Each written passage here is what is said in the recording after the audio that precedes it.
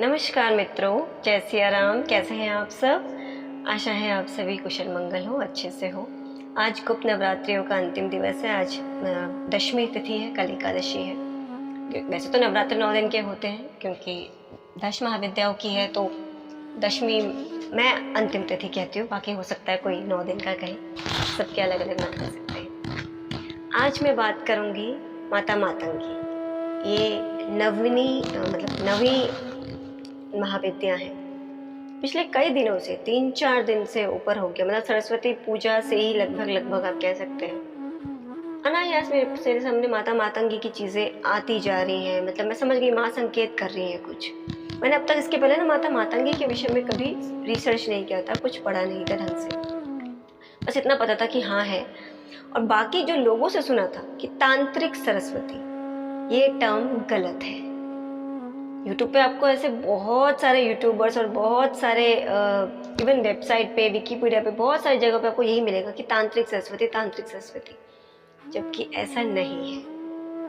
अब आप कह सकते हैं मैं खंडन कर रही हूँ, पर जो आपको शायद यूट्यूब पे कुछ एक आध ऐसे मिल भी जाएंगे जो सच में जिन्होंने अध्ययन किया हो और जो आपको ये बताएंगे कि ये तांत्रिक सरस्वती जैसा कुछ टर्म ही नहीं है। बात क्या है ना, आज के समय पे तांत्रिक बोल के बहुत कुछ मार्केटिंग किया जा रहा है जो उचित नहीं है। विशेषकर माता काली और कुछ एकाध माताओं को लेकर के बस ये टर्म कर दिया जाता है, जबकि ऐसा कुछ नहीं है। देखिए, तंत्र की नॉलेज तो हमारी सभी माताओं को है, ऐसा तो नहीं है कि उन्हें नहीं होगी। बाकी तांत्रिक सरस्वती ऐसा कुछ टर्म नहीं है, और माता मातंगी अलग है, माता सरस्वती अलग है। इवन माता मातंगी के भी कई सारे रूप हैं। जैसे काली माँ का सिर्फ एक माता काली रूप नहीं है, गुह्य काली, शमशान काली, दक्षिण काली, हंस काली, संतान काली और भी काली है।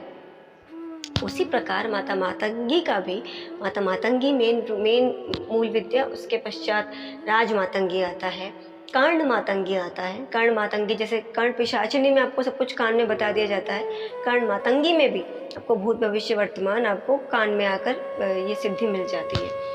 कर्ण मातंगी हो गया। फिर जो सबसे फेमस है माता मातंगी का, उच्छिष्ट चांडालिनी, ये एक स्वरूप, ये भी आपको लगभग सभी सिद्धियां आपको इसमें मिल जाती है। एक तो महाविद्या है।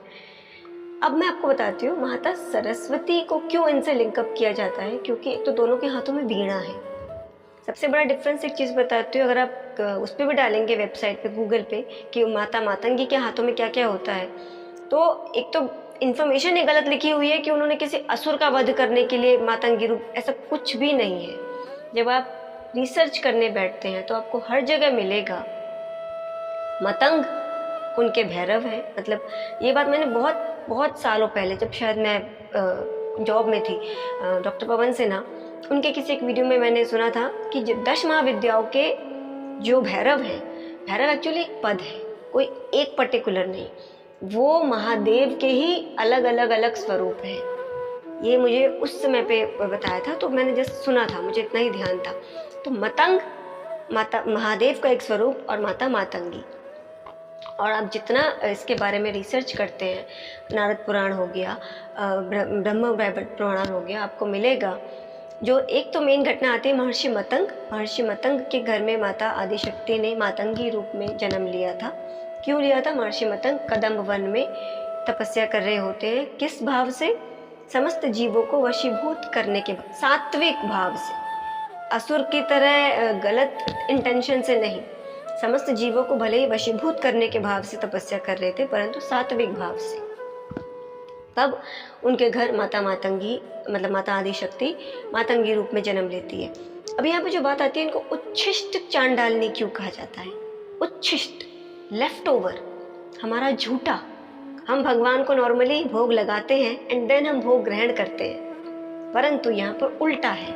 यहाँ पर हम खाकर माता को भोग देते हैं। इसके पीछे पूरी की पूरी घटना है। तो जो आप जितनी भी घटनाएं आप रिलेट करेंगे ना, उस सब की सब घटनाएं माता पार्वती तक जाती हैं, माता सरस्वती का उल्लेख नहीं आता।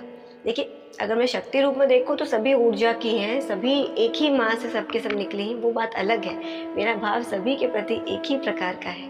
मैं जस्ट यहाँ पर डिफ्रेंशिएट कर रही हूँ ये बताने के लिए माता सरस्वती के हाथ में होती है अक्षमाला। आपने देखा होगा उनके हाथ में अक्षमाला होती है। उसका भी रीज़न बताती हूँ, कुछ पढ़ के बताती हूँ। बसंत पंचमी में मैंने इस श्लोक के ऊपर मैंने नहीं डाला था, तो बताती हूँ। सरस्वती महाभागे विद्या कमल लोचने विद्यारूपी विशालाक्षी विद्याम देहि नमोस्तुते। उसके बाद आता है यदक्षरम पदम भ्रष्टम मात्राहीनम भवेद च तत्सर्वम क्षम्यताम प्रसीदमम महादेवी। तो अब ये जो मात्राहीन आता है, मात्राओं से हम अक्षर बनाते हैं एंड देन उस अक्षर से मतलब उस अक्षर को रिप्रेजेंट करने के लिए अक्षमाला है। ये अक्षमाला आपको माता मातंगी के हाथ में नहीं मिलेगी। हाँ, अगर आप गूगल करेंगे कि माता मातंगी के हाथ में क्या क्या होता है तो वो ये सब लिखा होगा। मैं वो ये कह रही हूँ, आपको सही इन्फॉर्मेशन ना विकिपीडिया गूगल पे नहीं मिलेगी, उसके लिए आपको खुद रिसर्च करना होगा। ये जब मुझे संकेत आने लगे तब मैंने रिसर्च करना शुरू किया कि माता मातंगी के बारे में तो बहुत कम देखने को मिलेगा, बहुत कम मिलेगा लिखा हुआ। नारद पुराण में थोड़ा सा मिलेगा, बहुत कम मिलेगा। उसके पीछे भी रीज़न बताती हूँ क्यों इनको माता ललिता की महामंत्री कहा जाता है। मातंगी को माता ललिता की मंत्री का पद दिया गया है। ये बहुत कुछ प्रबंधन में देखती हैं, क्या क्या देखती हैं बताती हूँ। थोड़ा सा वीडियो लंबा होगा, डिटेल में बताने का प्रयास कर रही हूँ माँ की ही कृपा से। एक तो हाँ, दोनों के दोनों वाणी की अधिष्ठात्री बिल्कुल है, दोनों पर वाणी का आधिपत्य है।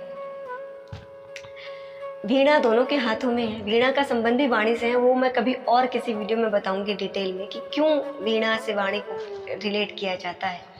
परंतु हाँ, माता मातंगी का जो स्वरूप है एक तो वो हरे रंग का है।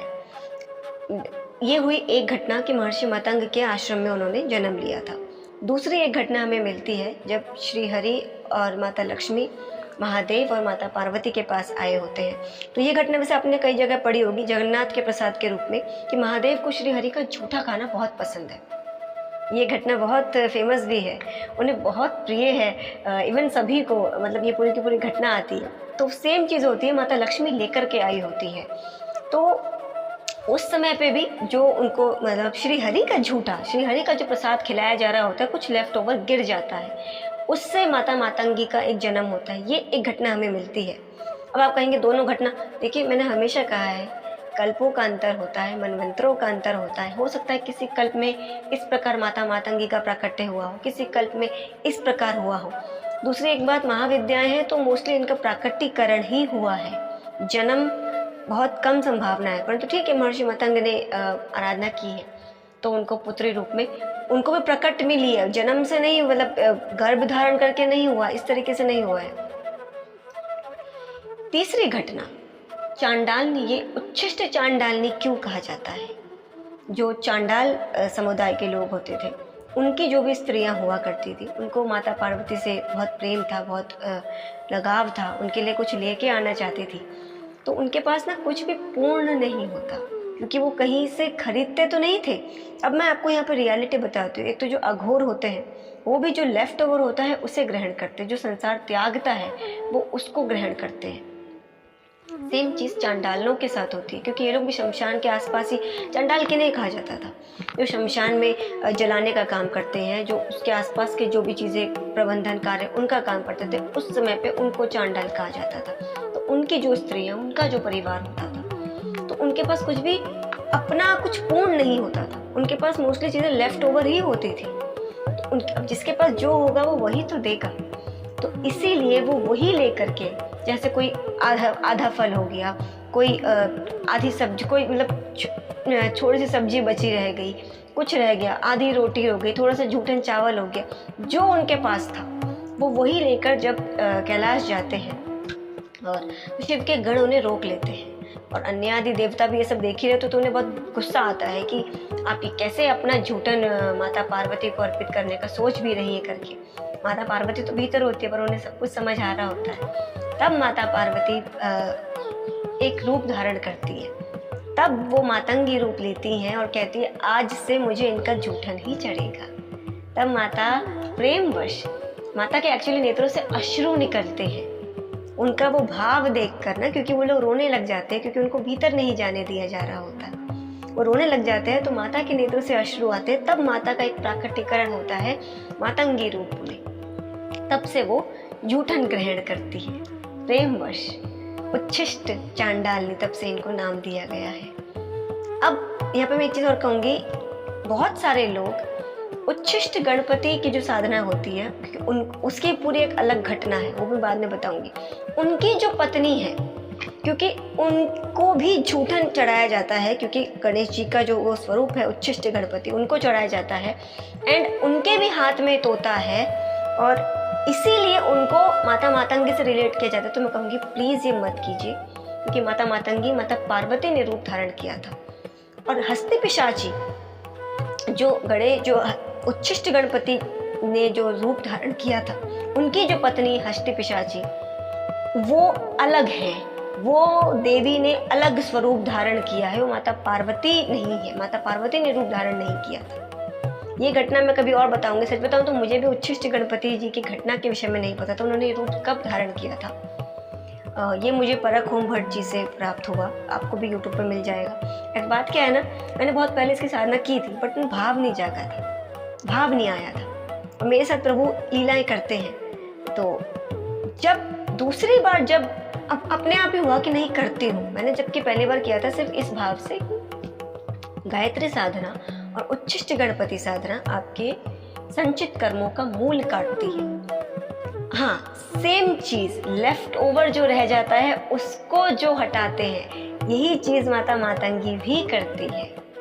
इसके मैं दो भाव बताती हूँ। ये जो उच्छिष्ट के यहाँ पे दो भाव आते हैं आध्यात्मिक रूप से, कि एक तो जो भी लेफ्ट ओवर आपके कर्मों का रह गया है, आपके बहुत सारी चीज़ों का जो लेफ्ट ओवर रह जाता है, जो भी छूट जाता है, उसको काटना, उस कर्म बंधन को काटना, ये उच्छिष्ट गणपति साधना भी करती है, माता मातंगी की साधना भी करती है। दूसरा इसका क्या पर्सपेक्टिव है वो भी बताती हूँ, पहले ये सुन लीजिए। तो मुझे जब दोबारा भाव आता है, देन अनायास ही वो घटना मेरे सामने प्रभु ले आते हैं, और फिर जब मुझे पता चलता है, मेरे नेत्र से अश्रु निकलते कि प्रभु कितने दयालु हैं, क्या क्या नहीं करते हम लोगों के लिए। बाद में बताऊंगी उच्छिष्ट गणपति का स्वरूप कैसा है, उन्होंने वो स्वरूप लिया क्यों था, और उनके साथ उनकी पत्नी इस स्वरूप में क्यों है। उन्हें भी उच्छिष्ट ही भोजन चढ़ता है, और उनके भी हाथ में तोता है, और उन्होंने ऐसा स्वरूप क्यों धारण किया है। तो जो उनकी पत्नी है और माता मातंगी अलग है। सेम चीज लोग नील सरस्वती को भी इनके साथ जोड़ देते हैं, जो बिल्कुल गलत है। नील सरस्वती माता तारा का एक रूप है। माता तारा के 3 रूप आते हैं, उग्र तारा, एक जटा और नील सरस्वती। नील सरस्वती, एक तो उनका वर्ण नील है, माता मातंगी का वर्ण हरा है। एक चीज बताती हूँ, नील सरस्वती के हाथ में आपको कपाल, खप्पर मतलब खोपड़ी, कपाल मिलेगा। माता मातंगी के हाथ में आपको कपाल नहीं मिलेगा।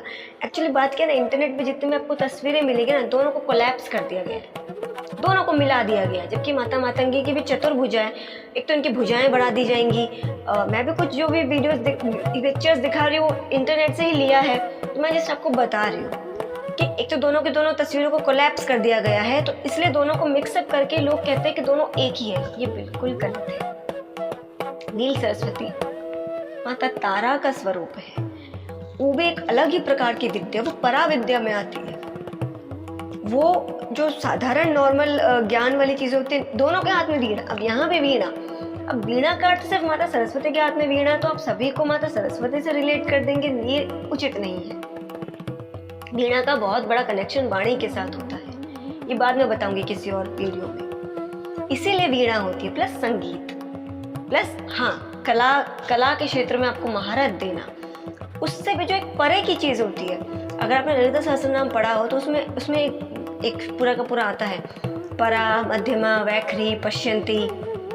एक छोटा सा अभी के लिए बता रही हूँ, जो हम आजकल कहते हैं ना गट फीलिंग, गट ब्रेन, एक ये ब्रेन, एक हार्ट ब्रेन, एक गट ब्रेन। जो गट ब्रेन जो वास्तव में वो पश्यंती होता है आपके मणिपुर में। तो सत्य कहूँ तो वहीं से आपको कुछ भी पता चलना, जो भी एकदम से इंट्यूशन सिर्फ यहाँ से नहीं होता, रिफ्लेक्स जो हम कहते हैं कि रिफ्लेक्स पे काम करना, वो पश्यंती से होता है। तो वो जो सारी चीजें होती है वो नील सरस्वती माता से आती है, उसकी अधिष्ठात्री वो है। तो माता मातंगी किसकी अधिष्ठात्री? एक तो जो मैंने आपको एक अर्थ बताया लेफ्ट ओवर का, कि हमारे कर्मों का लेफ्ट ओवर, हमारे जितने भी जो भी चीजें छूट गई हैं। अब यहाँ पर इसको आप दूसरे एंगल से देखिए, सृष्टि में जो कुछ छूट गया है उसकी अधिष्ठात्री। सृजन करते समय जो बहुत सारी चीजें रह गई हैं या जिनका अभी तक सृजन हुआ ही नहीं है, जिनका अभी तक प्रकटीकरण हुआ ही नहीं है, जो अभी तक व्यक्त रूप में आए ही नहीं है, उन सभी की अधिष्ठात्री माता मातंगी है। इसलिए इनके बारे में ना बहुत कम लिखा जाता है या लिखा गया है। बात क्या है कि अगर किसी गलत व्यक्ति ने इनको अगर साध लिया, देखिए साधना का अर्थ मतलब है कि तंत्र में क्या होता है, हम देवी को अपने भीतर आवाहन करते हैं। किसी जो 10 महाविद्याएं जो हम तंत्र से रिलेट करते हैं, हम माताओं को एक जिनकी भी आप साधना करते हैं, तंत्र का मतलब ही है आप अपने भीतर आह्वान करते हैं, इस शरीर के अंदर आह्वान करते हैं। फिर धीरे धीरे धीरे जब आप उस स्तर तक पहुंच जाते हैं, आप स्वयं वो बन जाते हैं।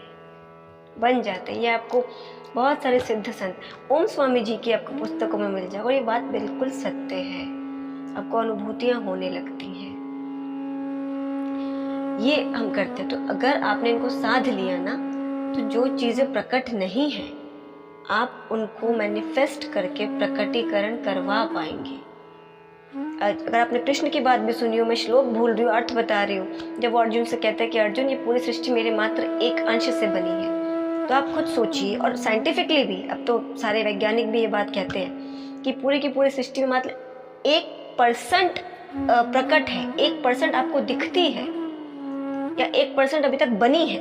99% तो प्रकट ही नहीं है, अव्यक्त है, मैनिफेस्ट ही नहीं हुई है। तो वो माता मातंगी उन सब की अधिष्ठात्री।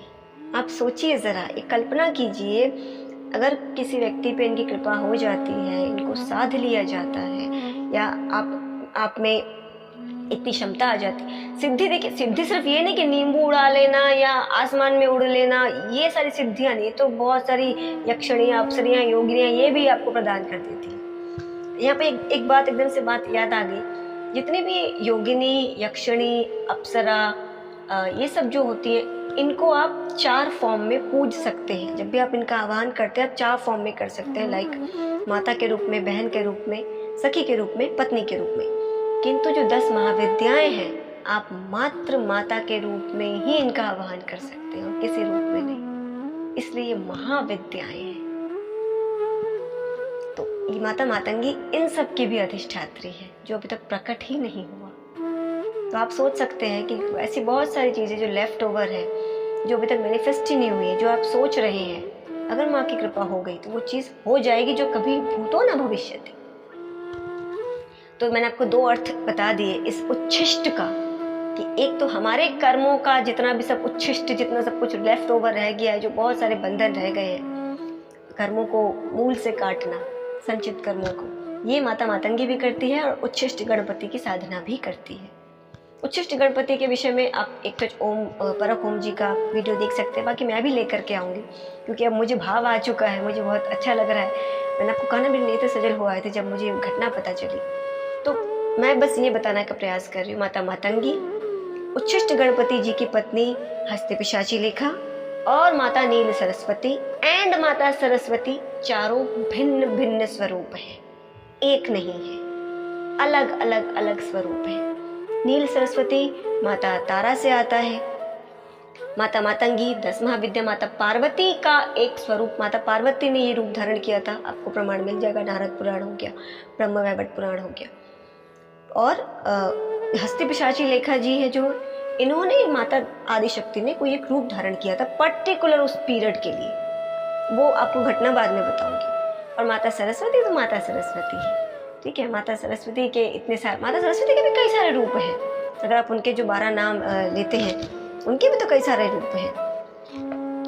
ये सब जो नाम है, सरस्वती नमो नित्यम भद्रकाली नमो नमः वेद वेदांग वेदांत विद्या स्थाने भिच, तो ये सब भी माता सरस्वती के ही नाम है, जो माता सरस्वती के 12 नाम आते हैं। परंतु माता मातंगी माता सरस्वती नहीं है। आई होप आप लोगों को चीज़ें समझ में आ गई होंगी। इवन माता मातंगी का तो जो मंत्र है, जो इनका गायत्री मंत्र है, वो भी ऐसे, ओम मातंगे विद्महे उच्छिष्ट चांडालिनी धीमहि तन्नो देवी प्रचोदयात्। तो आप सोचिए, तो कहीं भी माता सरस्वती का उल्लेख नहीं है। माता सरस्वती भिन्न है, दोनों माता, मेरे तो देखिए सभी माताएं हैं, माता तो माता है। मैं जस्ट ये बता रही हूँ कि आज तांत्रिक इस वर्ड को लेकर बहुत सारी गलत धारणाएं बना दी गई है। इसलिए लोग तांत्रिक वर्ड सुनते ही कि उस लोगों को डर लग जाता है, कि तंत्र सुनते ही लोगों को डर लग जाता है। अरे भाई, तंत्र इतनी सुंदर चीज़ है। तंत्र में आप देवी देवताओं का आवाहन अपने भीतर करते हैं। मैं स्वयं भक्ति मार्गी हूँ, मुझे भक्ति में आनंद आता है। बिल्कुल, भक्ति में आप अपने सामने बुलाते हैं, तंत्र में आप अपने भीतर बुलाते हैं। तो ये थोड़ा सा जो मुझे माता मातंगी की कृपा से माता मातंगी के विषय में ज्ञात हुआ, वो मैंने आप लोगों तक पहुंचाने का प्रयास किया है। आई होप ये भ्रांति थोड़ी सी कम हुई होगी आपकी। जाते जाते एक श्लोक पढ़ना चाहूँगी। महर्षि विश्वामित्र ने ये बात कही थी माता मातंगी के लिए। मातंगी में तत्वम पूर्ण मातंगी पूर्ण तत्व उच्यते। इसलिए माता मातंगी की साधना उच्चते, मतलब सभी 10 महाविद्याओं में इनको उच्चतम साधना कही जाती है। क्योंकि एक तो आपसे कहा ना, जो अभी तक अव्यक्त है उसको व्यक्त करने की शक्ति माँ प्रदान करती है। माँ उसकी अधिष्ठात्री है, इसलिए इनको उच्चतम साधना 10 महाविद्याओं में कहा जाता है। बाकी हाँ, जैसे किसी एक वीडियो में मैंने शायद बताया, जैसे माता छिन्नमस्ता राहु ग्रह का प्रतिनिधित्व करती हैं, तो माता मातंगी सूर्य से संबंधित दिक्कतें हो तो माता मातंगी उसकी अधिष्ठात्री कही गई है, ज्योतिष के अनुसार है। बाकी देखिए, मैं एक चीज़ हमेशा कहती हूँ, जब आप परब्रह्म की साधना में आते हैं, जब आप महाविद्याओं की साधना में आते हैं, तो आप ग्रह नक्षत्रों से लगभग थोड़े से परे चले जाते हैं। आप पे प्रभाव होता है पर उतना नहीं होता, परंतु हाँ, सभी का महत्व बना रहे, सभी की इम्पोर्टेंस बनी रहे, इसलिए सभी का सम्मान करते रहना चाहिए, सभी को इम्पोर्टेंस देनी चाहिए। ये सृष्टि सभी को मैनेजमेंट दिया हुआ है ना, आपका ये, आपका ये, आपका वो, तो सभी की इम्पोर्टेंस है, तो सभी को सम्मान दीजिए। बाकी हाँ, साधना कीजिए जो प्रभु आपसे करवाए। आई होप जितना माता की कृपा से बता पाई आप लोगों को तो समझ में आया होगा, और इस भ्रांति से दूर रहिए प्लीज़। अगर आपसे कोई भी कहे कि तांत्रिक सरस्वती फॉर्म है माता मातंगी, तो प्लीज़ करेक्ट कीजिए। तांत्रिक सरस्वती जैसा कोई टर्म नहीं होता है। माता मातंगी, माता पार्वती ने एक स्वरूप धारण किया था, माता सरस्वती के अलग स्वरूप हो सकते, और माता नील सरस्वती तो बिल्कुल ही अलग है। माता नील सरस्वती माता तारा का एक स्वरूप है। तो प्लीज़ ये करेक्ट कर दीजिएगा। आशा है आपको जानकारी अच्छी लगी होगी। अब मैं वाणी को देती हूँ विराम। विराम देने से पहले एक चीज़ और, हाँ, एकदम से ध्यान में आ गया। मैंने लास्ट जो मैंने महाविद्याओं के बारे में डाला था, माता ललिता के बारे में ही, मैंने उसमें दुर्गा कवच बोला था, उसका मीनिंग बताया था। दुर्गा कवच से याद आया, कुछ समय पहले ही मैं तो ललिता त्रिशती कर रही थी, वो अपने आप ही मेरे सामने आ गया और वो चलने लगा। एक बड़ी सुंदर कंपोजिशन में दुर्गा कवच मिला है मुझे, शंकर महादेवन जी की कंपोजिशन है, बड़ी सुंदर कंपोजिशन है, आप सुनकर देखिएगा, यूट्यूब पर मिल जाएगा आपको। मैं इसमें नीचे मातंगी कवच दे दूंगी, अगर आपको पढ़ना हो आप कर सकते हैं। मैं बस कह रही हूँ क्योंकि मैं संगीतमय हूँ, गेयात्मक शैली अधिक प्रिय है। हाँ, जैसे मातंगी कवच जो है वो विराट छंद में है, विराट छंद में है, वही छंद से ही बात ध्यान में आ गई। तो ये आप सुनकर देखिएगा, बस 2 लाइन गा रही हूँ। तो उसमें जैसे नव दुर्गाओं के बारे में आता है, जैसे प्रथमं शैलपुत्री च द्वितीयं ब्रह्मचारिणी तृतीयं चंद्रघंटेति कूष्मांडेति चतुर्थकं पंचमं स्कंदमातेति षष्ठं कात्यायनी च सप्तमं कालरात्रिश्च महागौरी चाष्टकं नवमं सिद्धदात्री च नवदुर्गा प्रकीर्तिता। इस धुन में है करके, तो मुझे बड़ा अच्छा लगा। अगर आप चाहे तो इसी धुन में मातंगी कवच को भी खुद करके गा सकते हैं, खुद सुन सकते हैं, कर सकते हैं, बस इसलिए जाते जाते मन कर गया। तो क्योंकि मैं स्वयं अब जो 10 महाविद्या वाला श्लोक है वो से इसी धुन में करके अपने इंजॉयमेंट के लिए, क्योंकि मुझे गेयात्मक शैली अधिक प्रिय है, सुनकर देखिएगा, बड़ा सुंदर। और उसमें जो पूरा का पूरा दुर्गा कवच, इसके बाद पूरा दुर्गा कवच उस पूरे गाने में है, सुनकर देखिएगा, आनंद आएगा। चलिए, मैं वाणी को देती हूँ विराम। अगले आख्यान के लिए। जय सिया राम। और हाँ, अब मैं वीडियो ला रही हूँ ललिता सहस्त्र नाम के हर एक अर्थ के साथ। अब मैं ये आरंभ करती हूँ। धन्यवाद। राम राम।